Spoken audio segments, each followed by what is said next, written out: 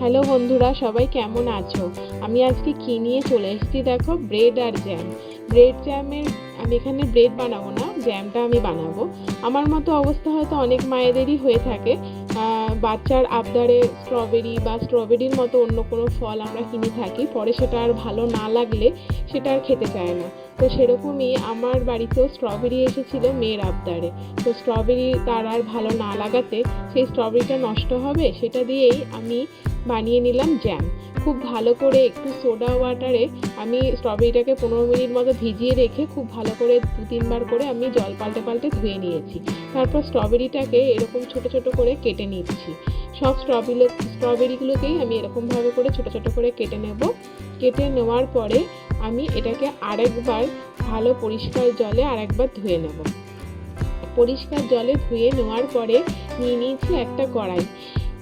আচ্ছা, স্ট্রবেরির মধ্যে কিন্তু অনেক নোংরা থাকে, তোমরা কিন্তু একটু সোডা ওয়াটারে মানে একটু জলের মধ্যে সোডা দিয়ে, খাবার সোডা দিয়ে বেশ কিছুক্ষণ ভিজিয়ে রাখলে দেখবে নোংরাটা বেরিয়ে এসেছে। এভাবে করে স্ট্রবেরি খাওয়ার আগে ধুয়ে নিও, বা এরকম রান্না করলেও ধুয়ে নিও। এবার আমি কড়াইতে দিয়ে দিলাম ওই কেটে রাখা স্ট্রবেরিগুলো। আমি এখানে কোনো রকম ফোড়ন, তেল কোনো কিছুরই ব্যবহার করব না। একদম শুকনো কড়াইতে আমি স্ট্রবেরিগুলোকে দিয়ে দিয়েছি। দিয়ে একটু নেড়ে চেড়ে এর মধ্যে দিয়ে দেবো 1/2 কাপ মতো চিনি। আমি এখানে 1 প্যাকেট স্ট্রবেরি ব্যবহার করেছি। ওর মধ্যে থেকে 1টা কি 2টো আমার মেয়ে খেয়েছিল, বাকিটা আমি এখানে এই জ্যাম বানিয়ে নিয়েছি।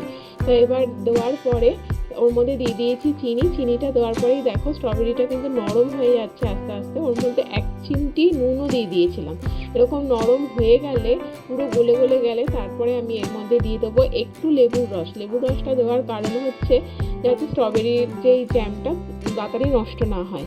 এটা আমি খুব অল্প পরিমাণেই করেছিলাম, 1 সপ্তাহের বেশি আমার কাছে ছিল। তো তোমরা এটা এরকমভাবে করে বানালে 1 মাসের মতো রেখে ব্যবহার করতে পারো, ফ্রিজে রেখে, মানে এটা নষ্ট হবে না। লেবুর রসটা বা একটু লেবুর রস না থাকলে একটু ভিনিগারও দিয়ে দিতে পারো, তাতে কি হবে এটা সহজে নষ্ট হবে না। এবার এটাকে আমি খুব ভালো করে ছেঁকে নিচ্ছি একটা স্ট্রেনারের সাহায্যে। এবার দেখো আমাদের স্ট্রবেরি জ্যাম কিন্তু একদম রেডি। এটা গরম অবস্থায় এরকম দেখাচ্ছে, ঠান্ডা হয়ে গেলে এটা আরও ভারী হয়ে যাবে।